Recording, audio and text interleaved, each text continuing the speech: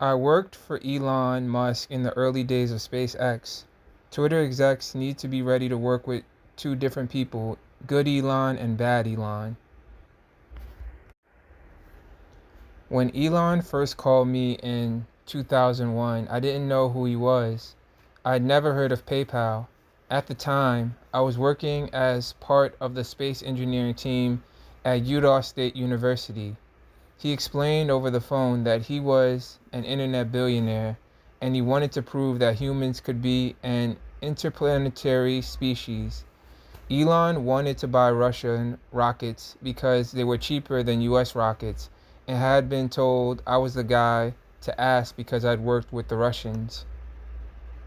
We, with future NASA Administrator Mike Griffin, traveled to Moscow, were laughed out of there. Elon was in his late 20s, poorly dressed and quite awkward. He was very bright and very determined, but even people in the US thought he was just a rich kid who wanted to dabble in space. We were on the plane back, and Elon turned to us and said, "I think we can build this rocket ourselves." We were incredulous, but he showed us a spreadsheet that he'd been working with Tom Mueller and Chris Thompson, engineers who were also part of the SpaceX co-founding team.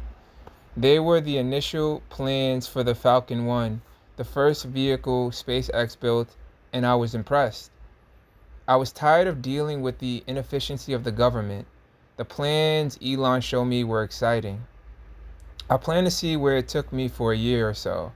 I was SpaceX's vice president of business development from December 2001 until I left in September 2002.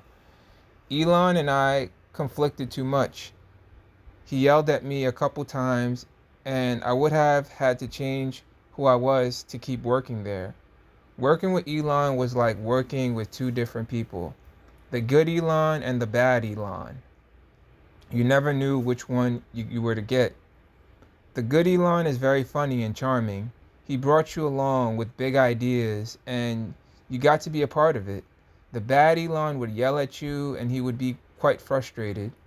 Nobody was good enough for him. Nothing was good enough for him. One time he called me up at 3 a.m. demanding to know where I was because he was in the office.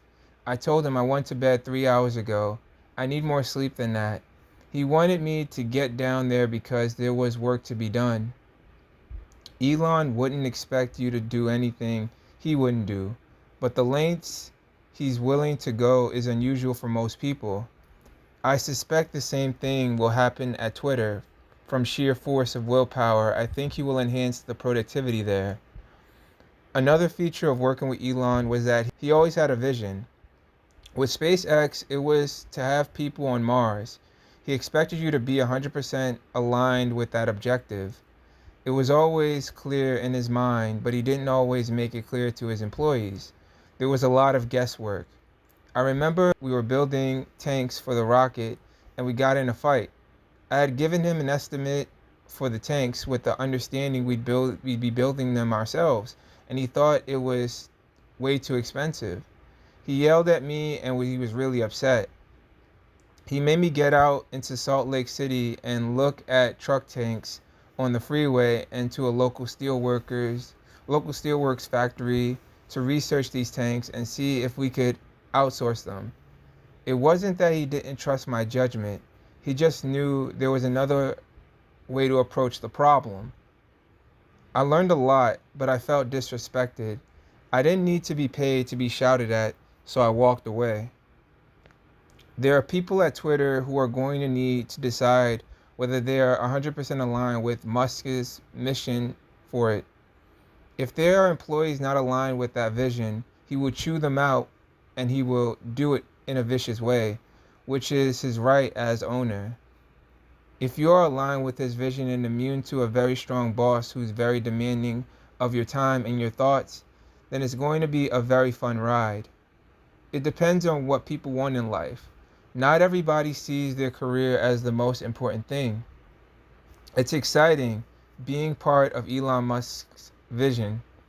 He would make speeches all the time during meetings about how important our work at SpaceX was, and I see him doing that at Twitter and pictures of him around the coffee bar. Those speeches are helpful to keep you going. That's the good Elon. The bad Elon fired all the executives. He can be vicious, however, he's very capable.